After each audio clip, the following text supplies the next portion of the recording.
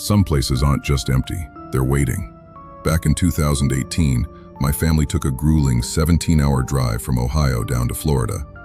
It was a normal vacation, right up until the drive back home. We decided to stop in Cumming, Georgia, renting a house tucked deep inside an isolated, heavily wooded area just off the highway. The moment our SUV cleared the tree line and faced the driveway, every instinct in my body screamed to put the car in reverse. The house sat on a severe incline, towering over us like a silent, pale watchtower. We thought we were just tired from the road. We had no idea what was already inside waiting for us. My dad stepped up to the front door, entered the keypad code, and suddenly froze mid-motion, completely rigid. Tired and loaded down with luggage, I brushed past him, desperate to use the restroom. The second I stepped into the downstairs bathroom, the air pressure changed. It felt heavy, suffocating, like I had just walked uninvited into someone else's personal space.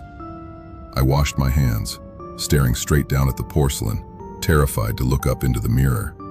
Because deep down, I knew if I raised my eyes, I wouldn't just see my own reflection staring back.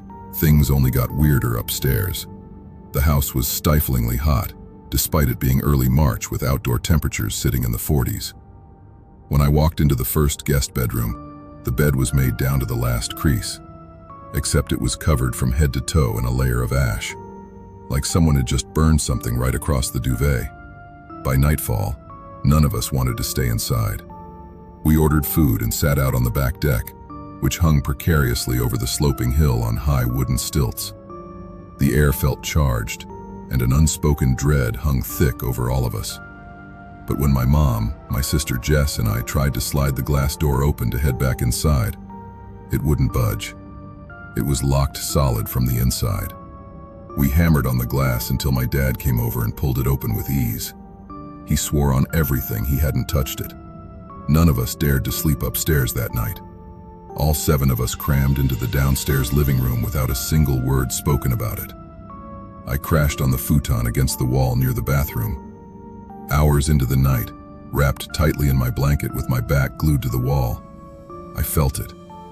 I opened my eyes just a fraction and saw a tall, dark, featureless silhouette standing directly over my feet, leaning down, silently watching every breath I took. Dawn didn't bring relief. It brought movement. Around sunrise, I woke up to heavy footsteps echoing up from the basement stairs, a door that was supposed to be locked tight. I could hear the rhythmic click of lights turning on and off beneath the floorboards. When I told my mom, she made my dad sweep the perimeter, but all exterior doors were sealed tight. No one could have gotten in. Later that morning, forced to shower, I made the mistake of using the upstairs bathroom, the one room in the house radiating pure hostility.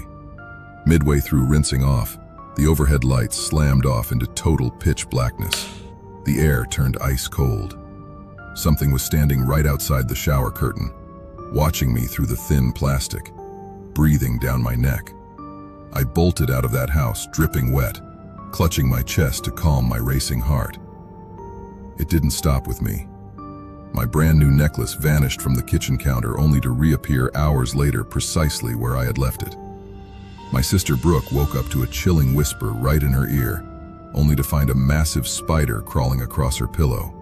But the true nightmare unraveled the next day after we finally packed up, escaped that cursed house, and locked ourselves inside a hotel room in Columbus.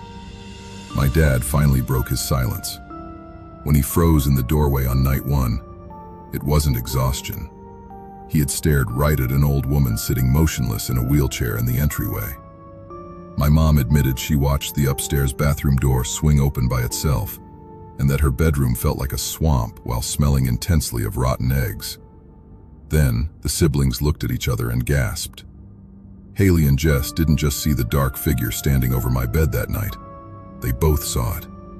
Every single person in my family, independently, experienced the exact same dread, the exact same entities, and the lingering sense that whatever was trapped inside those woods was specifically anchored to me. We left Georgia behind, but to this day, none of us ever turned back. Human memory is fragile, We dismiss childhood recollections as fading dreams, tricks of the light, or the overactive imagination of a kid. But what happens when two separate witnesses, decades apart, describe the exact same impossible detail? This happened around 1995 in our family home in Békés County, Hungary. I was very young at the time. When I first noticed him, I wasn't hiding across the room. I was standing right beside him. Looking up from a child's height, he appeared impossibly tall. My father later estimated him to be around 210 centimeters, well over 6.5 feet. He looked about 50 years old with pale skin, dark hair, a thick mustache, and light stubble. He wore a wide-brimmed black hat pulled low over his eyes.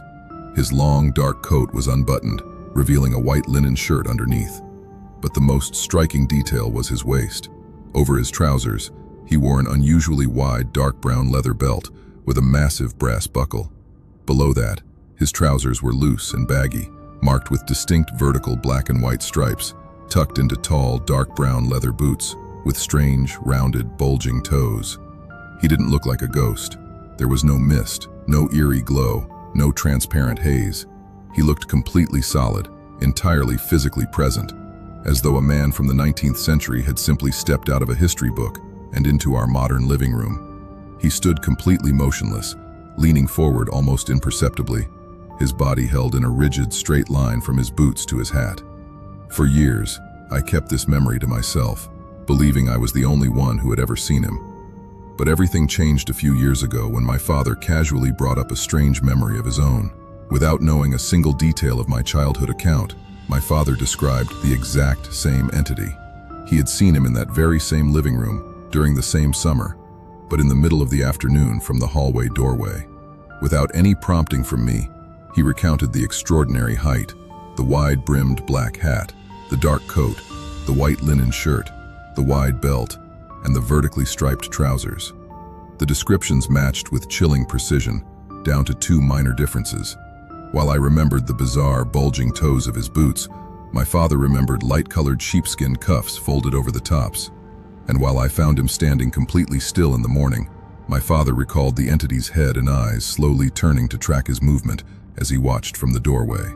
More than 30 years have passed.